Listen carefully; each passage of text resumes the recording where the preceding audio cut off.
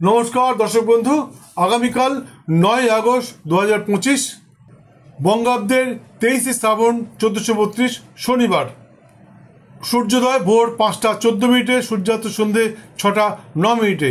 তিথি পূর্ণিমা, থাকবে দুপুর 1:41 পর্যন্ত, তারপর শুরু হবে কৃষ্ণা প্রতিপদ। আগামীকাল যে সমস্ত শিশু সন্তানের জন্ম হবে তাদের হবে মকর রাশি, বৈশ্যবর্ণ, সুবর্ণ নক্ষত্র, দেবগণ, শাখা মৃগ বা বানরজনী, এবং বিংশতির মধ্যে তাদের জন্ম হবে চন্দ্রের মহাদশায়। কিন্তু আগামীকাল দুপুর 2:24 পর যাদের জন্ম হবে তাদের হবে মকর রাশি, বৈশ্যবর্ণ, কিন্তু তাদের হবে ধনিষ্ঠা নক্ষত্র, দেবাড়ি বা রাক্ষসগণ, সিংহজনী, এবং বিংশতির মধ্যে তাদের জন্ম হবে মঙ্গলের মহাদশায়। এবং এদের নামের অধ্যক্ষর যদি খ অথবা বর্গের যদি রাখা যায় তাহলে শিশুটি ভবিষ্যতে সৌভাগ্যবান তথা বংশের নাম উজ্জ্বলকারী হতে পারে। কিন্তু রাত্রি 2:11 পর যাদের জন্ম হবে তাদের হবে কুম্ভ রাশি, শূদ্রবর্ণ, ধনিষ্ঠা নক্ষত্র, দেবাড়ি বা রাক্ষসগণ, সিংহজনী, এবং বিংশতির মধ্যে তাদের জন্ম হবে মঙ্গলের মহাদশায়। এবং এদের নামের অধ্যক্ষ যদি গ, তালবেশ অথবা দন্তেশ দিয়ে রাখা যায় তাহলে শিশুটি ভবিষ্যতে সৌভাগ্যবান তথা বংশের নাম উজ্জ্বলকারী হতে পারে। বন্ধু, আগামীকালের শুভক্ষণে বিশেষ পূজা পাঠ এবং বিবাহ অনুষ্ঠান সম্পন্ন করতে পারেন। আশা করি অবশ্যই সফল হবেন। অনুসন্ধানকালে লক্ষ্য করেছি পৃথিবীর প্রতিটি বাবা মাই চায় তাদের সন্তানরা সুস্থ, সৌভাগ্যবান এবং বংশের নাম উজ্জ্বলকারী হোক। কিন্তু বহু ক্ষেত্রে মানুষের সেই স্বপ্ন পূর্ণ হয় না। কেন হয় না? এর কারণটা হচ্ছে সঠিক সময় ভ্রূণের জন্ম দেওয়াটা হয় না। আমাদের উচিত স্বামী স্ত্রীর মিলনের আগে কোনো বিদগ্ধ জ্যোতিষশাস্ত্রজ্ঞের পরামর্শ নিয়ে মিলন ঘটানো উচিত, এবং সেই সঙ্গে শুভক্ষণে ভ্রূণের জন্ম দেওয়া উচিত।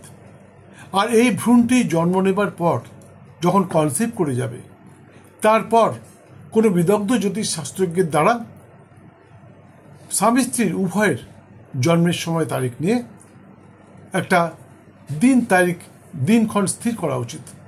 বেশিরভাগ ক্ষেত্রে আমরা তাই করে থাকি, কিন্তু ভ্রূণের জন্মটা হয় না। আসলে কি এখন এই মুহূর্তে দেখা যাচ্ছে যে পৃথিবীর প্রায় সমস্ত ক্ষেত্রে দেখা যাচ্ছে, পৃথিবীর সব জায়গায় মানুষ সিজারিয়ান বেবি করাচ্ছে, অর্থাৎ যখন বেবি প্রসব হচ্ছে তখন সিজার করে প্রসব করানো হচ্ছে।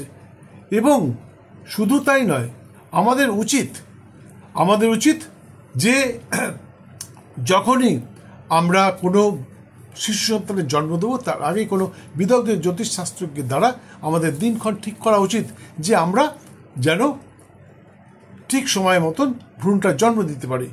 এবং তারপর যখন কনসিভ করলো তখন কোনো বিদগ্ধ জ্যোতিষশাস্ত্রজ্ঞের দ্বারা আমাদের নির্ধারণ করতে হবে কোন সময়টা মাতৃগর্ভ থেকে শিশুটাকে প্রসব করানো যায়।